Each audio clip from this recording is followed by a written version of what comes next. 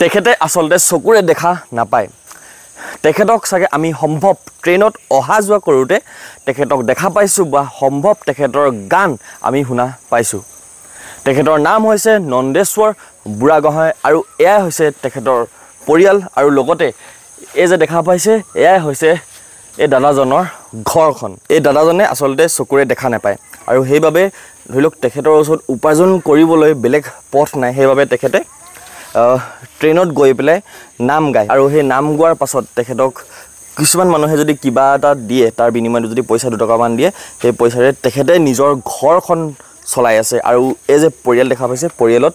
এটি সন্তান এইফালে ডাঙৰ সন্তান আৰু এইফালে দুটি কণমানি ছোৱালী আমি ট্ৰেইনত বহু লোক দেখা পাওঁ আৰু সেই বহু লোকে কিছুমানে গান গায় কিছুসকল লোকে বেলেগ বেলেগ ধৰণৰ ধৰি লওক পইচা উপাৰ্জন কৰিবলৈ কিবা নহয় কিবা এটা কৰে কিন্তু সেই ট্ৰেইনত আমি লগ পোৱা এই যিসকল ব্যক্তি তেখেতলোকৰ ধৰি লওক ঘৰুৱা কাহিনী বা কি পৰিস্থিতিত পৰি পেলাই তেখেতলোকে ট্ৰেইনত গৈ পেলাই কিবা খুজিবলগীয়া হয় বা তেনেকুৱা পৰিস্থিতিত থাকিবলগীয়া হয় আমি সেই কথাখিনি নাজানো নমস্কাৰ মোৰ নাম নন্দেশ্বৰ বুঢ়াগোহাঁই মই আপোনালোকক জুবিনৰ বিহু গান এটি গাই শুনাম আপোনালোকে আহিলে মই নিশ্চয় ভাল পালোঁ মোৰ যদি গানটো এনেকৈ নিষ্ঠাটো উঠে মই বহুত ভাল পাম তাকে কৈ মই গানটো গাব ল'লোঁ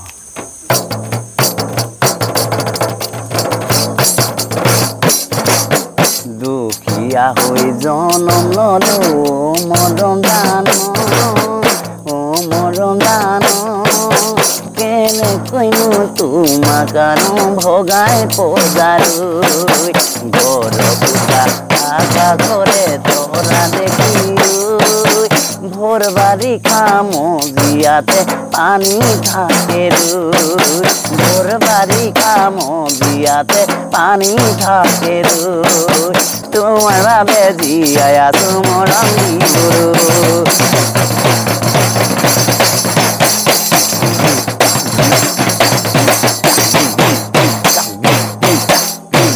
হ'বনে বাৰু নমস্কাৰ কৰে আহি শুনা জম্বুবান তুমি হনুমন্ত আনি দিব তেতেলি পৰ্বত কেদাঙি পৰিয়ালটোৰ লগত চিনাকি কৰাৰ আগতে এবাৰ ঘৰখন দেখুৱাই লৈছোঁ এয়াই হৈছে তেখেতৰ সেই ঘৰখন যদি মই ওচৰৰ পৰা দেখুৱাওঁ ওপৰত যদি টিংপাতবিলাক চাই সেই টিংপাতবিলাকৰ যদি অৱস্থা চাই ল'ব পাৰে একদম ফুটা ফুটা হৈ গ'ল এইবিলাক হৈছে টিংপাতৰ অৱস্থা আৰু যদি বেৰৰ অৱস্থা দেখুৱাবলৈ যাওঁ এয়া ধৰি লওক এইফালে বেৰ নাই এইফালে বেৰ একেবাৰে নাই আধা খৰীয়া হৈ আছে এইফালে বেৰ আৰু সেইফালে বেৰ যদি দেখুৱাবলৈ যাওঁ আপোনালোকে নিজে দেখা পাইছে আৰু এয়া হৈছে ভিতৰ পৰিস্থিতি ন হেল্ল' দুটা সাইডৰ বেৰ আপোনালোকে দেখিছে একেবাৰে অৱস্থা নাই কিন্তু ইয়াত দুটা সাইডৰ বেৰ মানে এই বেৰখিনি আৰু এই বেৰখিনি এই দুটা সাইডৰ বেৰখিনি আপোনালোকে ভাল দেখা পাইছে কেলে ভাল দেখা পাইছে কাৰণ এই বেৰখিনি দাদাই যে ট্ৰেইনত গান গাই পেলাই যি পইচা পায় সেই পইচাৰে এই বেৰখিনি নিজে সাজিছে ভাবি চাওক তেখেতৰ মানে কেইটকানো পায় ধৰি লওক ট্ৰেইনত গান গাই কিন্তু তথাপিও সেই পইচাৰে তেখেতে সেই নিজৰ ঘৰখন যি পাৰিছে তেখেতে বনাই গৈ আছে বা এই বেৰখিনি সেই পইচাৰে তেখেতে সাজিছে নিজৰ পইচাই আপোনাৰ ৱালটো মাৰি দিলোঁ বা তাৰপৰা বাঁহটো কিনি আনি বেৰটো বনোৱালোঁ তাৰপৰা বাদ বাকী টিবেল চিবিলবিলাক ল'লোঁ তাৰপৰা এতিয়া আৰু বেলেগ বস্তু ল'বলৈ পোৱাই নাই নহয় নিজে চলাবলগীয়া হয় মানে যায় কেনেকৈ আহে কেনেকৈ সেইটো গাড়ীত আপোনাৰ আপডাউন কৰোঁ গাড়ী ইয়াৰ পৰা লৈ যায় আৰু তাত নমাই দিয়ে তাৰপৰা আকৌ উঠাই দিয়ে উঠি অহাৰ পিছতে চলি থাকোঁ এনেকৈ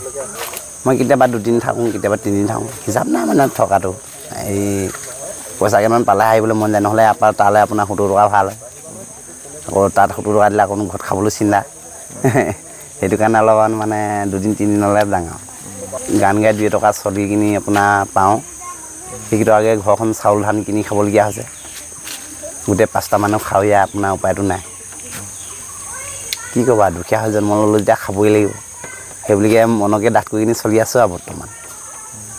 নমস্কাৰ আমাৰ নাম শ্ৰী পূৰ্ণানন্দ বুঢ়াগোহাঁই মই দহবাৰী স্কুলত পঢ়োঁ কি বনিম বুলি ভাবিছা ডাঙৰ হ'লে এনে ডাঙৰ মানুহ বনিম বুলি ভাবিছা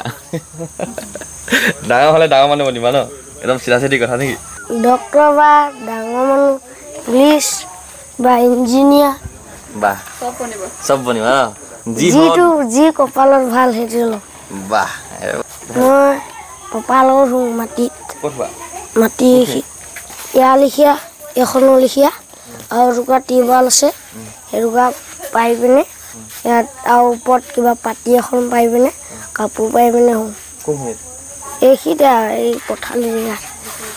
আৰু বিছনাত কোন হয় বিচনা আমাৰ এই সৰু ভণ্টি ইজনী মা আৰু তোমালোক দুটা পকাত হয় তাৰপিছত বুঢ়ৰ ভিতৰত পানী পৰে নাই পৰে সৰু ফুটা ৰাতি ধৰি লয় এই সৰু ভণ্টি এনেকৈ মাৰি থাকি মই পঢ়ি থাকোঁ ৰাতি মানে টৰ্চ মাৰি পঢ়ি থাকা কি আছে তোমাৰ মতে জাতিলাও নাই আমি চাম ন এতিয়া জাতিলাও আছে নে কি আছে কাৰ কথা ঠিক আছে তেখেতলোকৰ ঘৰলৈ যাবলৈ হ'লেও খুবেই কষ্ট কৰিব লাগে আমি নিজে কষ্ট কৰিবলগীয়া হৈছে কিন্তু এই দাদাজনে যেতিয়া ট্ৰেইন ষ্টেচনলৈ যায় তেখেতে কেনেকৈ অহা যোৱা কৰে এবাৰ আপোনালোকে চাওক মোৰ লগৰ ভাস্কৰ এটা ডেমো দেখাই দিছে ডেমো চাই লওক এয়া মোৰ লগৰ ভাস্কৰ দেই আমি প্ৰজেক্ট কেইটামান লৈ পেলাই আহিছিলোঁ মাজুলীৰ পৰা পালোহি বেলেগ এটা স্থানত এইফালে তো এইফালে মানে কি হয় গোটেই পানী সেইফালে দেখিলে পানী আৰু এইফালে পানী তো তেখেতে নিজেই চকুৰে দেখা নাপায় আৰু বাৰিষা দিনত বা যেতিয়া বৰষুণ দিয়ে যেতিয়া পানী হয় নহয় তেতিয়া খুবেই তেখেতৰ দিগদাৰ হয় আচলতে চাই লওক এতিয়া আমি এটা পৰ্চন পাৰ হ'লোঁ এতিয়া ভালে মানুহকেইটা পাৰ হ'লে বাকী আছে ইয়াৰ ভৰিকেইটা দীঘল যে ইয়াৰ কাৰণে সুবিধা হয় যাবলৈ নহ'লে মোৰ 12 বাজি যায় হয় এইফালে চাই লওক এইফালে কেলৈ পাৰ হোৱা নাই এইফালে চাই লওক